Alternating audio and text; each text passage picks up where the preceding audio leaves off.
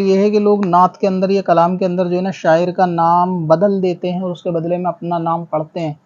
تو کیا ایسا کرنا چاہیے؟ تو شعر میں یا تخلص میں بدلنے کی مختلف صورتیں ہو سکتی ہیں۔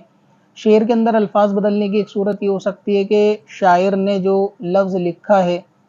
اس سے زیادہ بہتر لفظ پڑھنے والے نے وہاں استعمال کر کے اس شعر کی خوبصورتی کو بڑھا دیا،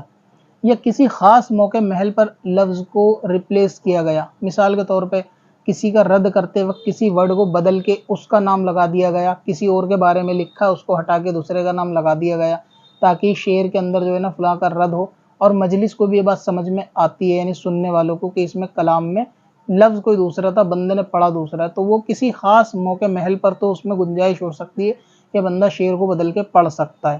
دوسرا ہے کہ پڑھنے والے نے کوئی ایسی چیز شعر کے اندر بدل دی کہ جس کے بدلنے سے کلام میں یا شعر میں حسن پیدا ہو گیا، اور لکھنے والے نے جو لکھا تھا اس سے عیب ظاہر ہو رہا تھا، یعنی اس کی لے میں یا ترنم میں یا اس کے بحر میں جو ہے نا وہ فرق آ رہا تھا، لیکن پڑھنے والے نے اس کو درست کر کے اس کے حسن میں اضافہ کر دیا کلام میں، شعر میں، تو پھر اس طرح بھی بندہ جو ہے نا اضافہ کر کے پڑھ سکتا ہے۔ اور خاص موقع محل وہی ہے کہ کوئی لفظ ایسا بدل دیا جس سے کسی کا رد کسی اور کا تھا لیکن بدل کے کسی اور کا کر دیا۔ ایگزامپل کے طور پہ کسی نے وہابی کے رد میں شعر لکھا تھا، وہاں پہ اس نے لفظ وہابی ہٹا کے قادیانی پڑھا تاکہ وہ قادیانی کے رد میں بھی ہو جائے، تو اس قسم سے بدلنے میں جو ہے نا وہ دقت نہیں ہے۔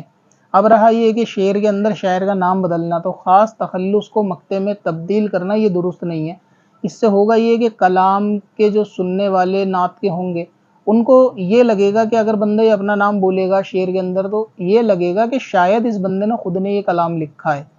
تو یہ لوگوں کو ایک طریقے سے دھوکہ دینے والی بات ہوگی۔ اگر وہ کلام بہت مشہور نہیں ہے اور بندہ اپنے نام کے ساتھ پڑھے گا، ظاہر ہے کہ مشہور کلام تو اپنے نام کے ساتھ پڑھے گا تو پبلک اس کو ویسے ہی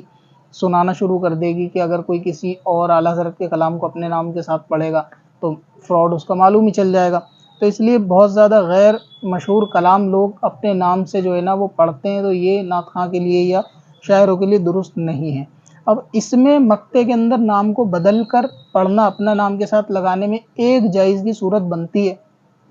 وہ یہ ہے کہ کوئی مقطع جو ہے نا وہ دعا کے الفاظوں پر بیس دے، کہ وہ شاعر نے وہاں اپنا نام استعمال کر کے دعا کے لیے التجا کی ہے، تو پہلے مقطع اوریجنل پڑھ دے، یعنی جو شعر اوریجنل ہے وہ پڑھ دے، پھر اوریجنل شعر کے بعد وہ دوبارہ پڑھ کے شاعر کے بدلے اپنا نام لے کے دعا کے لیے التجا کر سکتا ہے۔ اور ایسے بہت سارے شعر ہوتے ہیں کہ جہاں پہ بندہ اپنا نام ہٹا کے یا تمام سنی لفظ بولنے کے بعد سب کے لیے وہاں دعا شامل ہو جاتی ہے، تو ایسے شعر کے جس میں دعا ہے اور یا دعائیہ یا التجا والی بات ہے وہاں شاعر کا نام لگائے، پھر شاعر کے بعد اپنا بھی نام لگا دے دوبارہ اس مقطع کو پڑھتے وقت، تو یہاں پہ بھی گنجائش نکل سکتی ہے کہ یہاں پہ بھی بدلنے سے مراد یہ نہیں ہوتا کہ لوگوں کو یہ میسج دینا ہو کہ میں نے لکھا ہے، بلکہ اس سے مراد یہ ہوتا ہے کہ وہ خاص اپنے لیے بھی دعا کرنا چاہتا ہے۔ اور ایسے اعلیٰ حضرت کے بہت سارے شعر ہیں کہ جس کے اندر آخری شعر کے اندر دعا، التجا وغیرہ کے جو ہے نا جملے یا معاملات استعمال ہیں، تو وہاں پر بھی لوگ پڑھتے وقت پہلے اعلیٰ حضرت کا شعر پڑھتے ہیں